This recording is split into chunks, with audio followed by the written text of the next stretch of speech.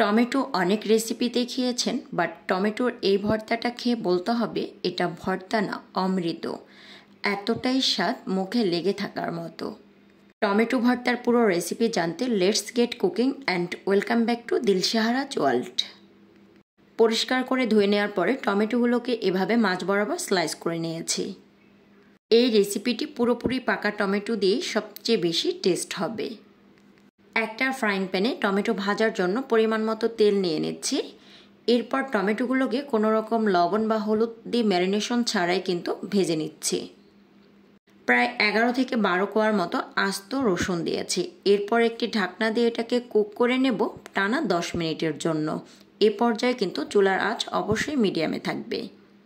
10 minute পরে ঢাকনাটা তুলে যেটা দেখছি, টমেটোর ব্যাক স্কিনটা কিন্তু এমনিতেই আলগা হয়ে আসছে। যেহেতু টমেটোর ব্যাক স্কিনটা একটু হার্ড টাইপ হয়, আর এই ব্যাক স্কিনটা ব্লেন্ড করা ছাড়া কিন্তু স্মুথ হতে চায় না। আর এই ভর্তাটা আমি হাতেই চপড করে নেব। টমেটোর এক সাইড হয়ে গেলে বাকি সাইডগুলোকে উল্টে নিচ্ছি। টমেটো উল্টানোর পরে একটা জিনিস নিশ্চয় লক্ষ্য করেছেন যে টমেটোটা কিন্তু অনেকটা পোড়া পোড়া হয়েছে, খুব বেশি পুড়ে যায়নি, তাহলে কিন্তু একটা তিতকুটে ভাব আসবে।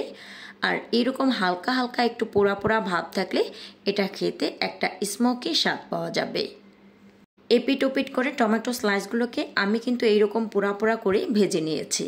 এখন আমি একটা চপড স্পুন দিয়ে এই টমেটোগুলোকে খুব ভালো করে ম্যাশড করে নিচ্ছি। এই কাজটা কিন্তু আমি গরম থাকা অবস্থাতেই করছি। টমেটো চপড করার এই কাজটা চাইলে হাত দিয়ে করতে পারেন, কিন্তু ব্লেন্ড করতে যাবেন না, এতে করে কিন্তু টমেটোটা খুব পাতলা হয়ে যাবে। একটা প্যানে 2 টেবিল স্পুন নিয়েছি সরিষার তেল। তেলটা যখন গরম হয়ে আসবে, এতে আমি বড় সাইজের একটা পেঁয়াজের কুচি দিয়ে পেঁয়াজটাকে খুব ভালো করে ভেজে নিচ্ছি। পেঁয়াজটা কিন্তু একদম ব্রাউন করে ভাজবো না, ঝালের টেস্ট অনুযায়ী আমি এখানে প্রায় 4-5টি কাঁচামরিচ কুচি দিয়েছি। কাঁচামরিচ এবং পেঁয়াজ কুচিটাকে ততক্ষণ পর্যন্ত ভাজতে থাকবো যতক্ষণ পর্যন্ত এগুলো ঝলসে না যাচ্ছে। এখন আমি এখানে একটা ডিম দিয়ে ডিমটাকে খুব ভালো করে ভেঙে ভেজে নিচ্ছি, অনেকটা নুডলস রান্নার ফাস্ট প্রসেসিংয়ের মতো। গ্যারান্টি দিয়ে বলছি, এভাবে ডিম ভর্তা করলে অবশ্যই আপনি 1 প্লেট ভাত অনায়াসে খেতে পারবেন। তো ডিমটা খুব ভালো করে ভেজে নিয়েছি। এখন আমি আগে থেকে ম্যাশড করে রাখা টমেটোটাকে দিয়ে দিচ্ছি, আর দিচ্ছি হাফ টিস্পুন করে ধনিয়ার গুঁড়া, হলুদ গুঁড়া এবং লাল মরিচ গুঁড়া, লবণ। টমেটোর ভর্তা ভুনায় এটাই কিন্তু ফার্স্ট লবণের ব্যবহার। তো এখন আমি এই টমেটোর পিউরিটাকে খুব ভালো করে মশলার সাথে কষিয়ে নিচ্ছি। টমেটোটা ম্যাশড করার পরে অনেক পাতলা হয়ে গিয়েছে। এটা ভাজতে ভাজতে একটা পর্যায়ে দেখবেন পানিটা টেনে গিয়ে অনেকটা ঘন হয়ে আসছে। আশা করছি এই সুন্দর রেসিপিটি আপনাদের অনেক অনেক ভালো লেগেছে।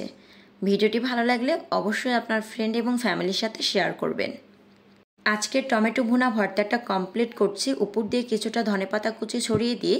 এতে করে খেতে যেমন টেস্ট লাগবে এবং খুব সুন্দর একটা ফ্লেভার আসবে। এখন আবার এই টমেটোটাকে ভেজে নিচ্ছি প্রায় 2 মিনিট পর্যন্ত। টমেটোর ভর্তাটা দেখে এখন কিন্তু বেশ লোভনীয় লাগছে, আর ভাজতে ভাজতে এর পানিটাও কিন্তু অনেকটা টেনে গিয়েছে। আপনারা দেখছিলেন দিলশাহারাজ ওয়ার্ল্ড। এরকম সুন্দর, সহজ এবং সুস্বাদু রেসিপি পেতে অবশ্যই দিলশাহারাজ ওয়ার্ল্ডের সাথেই থাকবেন।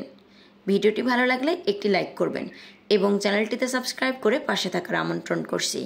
আবারও দেখা হবে নতুন কোনো এপিসোড নিয়ে। ততক্ষণ পর্যন্ত ভালো থাকবেন, সুস্থ থাকবেন। আল্লাহ হাফিজ।